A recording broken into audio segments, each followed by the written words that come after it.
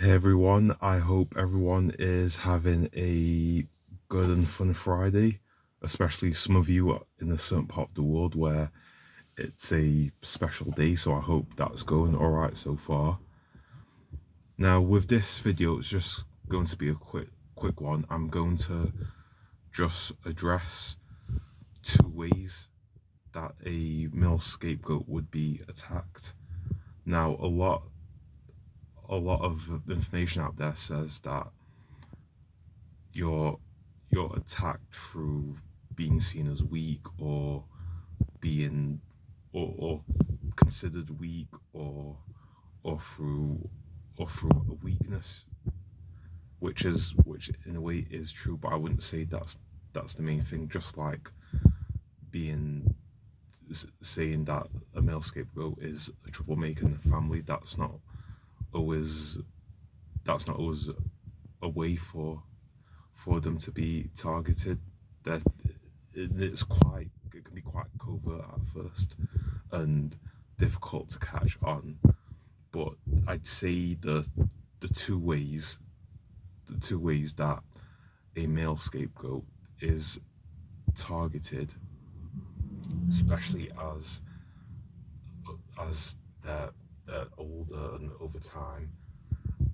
I'd say this doesn't necessarily happen if it's a very young boy. It's always adolescence and up where this is quite common. I'd say that the first thing that's attacked is maturity, and it goes without saying that within a narcissistic family or having narcissistic parents, that as you get older, it gets worse gradually.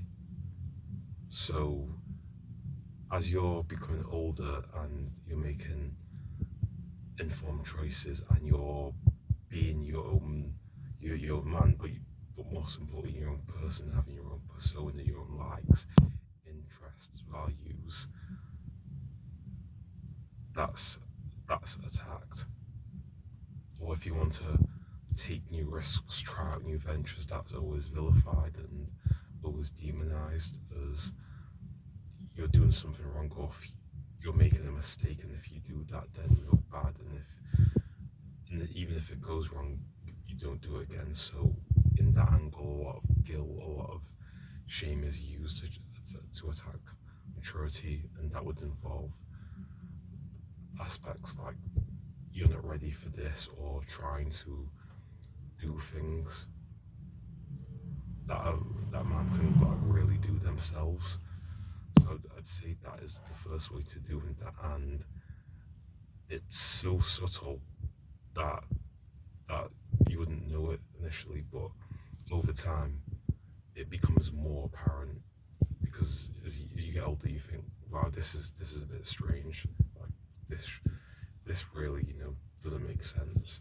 So that's the first way. The second way I'd say is attacking masculinity, and you'd think with like narcissist parents, especially narcissist dad, they as I've mentioned before, they want a tough masculine son because it looks good on them. But then this is where the insecurity comes in, and they feel threatened by it, where it's like true masculinity, where you're showing the true positive traits of it, and a lot of that would involve being your own man, being independent, and sometimes being disagreeable, because as you get older, as you as a man, but just as a person in general, disagreements happen, and disagreements are healthy, and obviously men tend to be more disagreeable, so they try and use that, flip it to make it as if it's a bad thing, really. So they'd compare you to bad men, or act like you'll end up like someone, a man who's bad. So this could be someone that you know growing up, or just someone that that you've that you've heard of, and it's quite a smart way of attacking, because you think, I shouldn't be like this, or what I'm doing is bad, then I should, in a way, suppress the masculine side. And you realise that it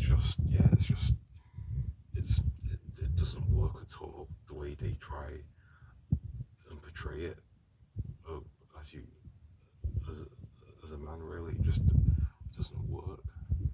And yeah, those are the two ways that I think that a male scapegoat's attacked, and because it's so subtle and you don't realise it. And yeah, that's it for now. And yeah, I look forward to the next video, and I hope you all have a good Friday.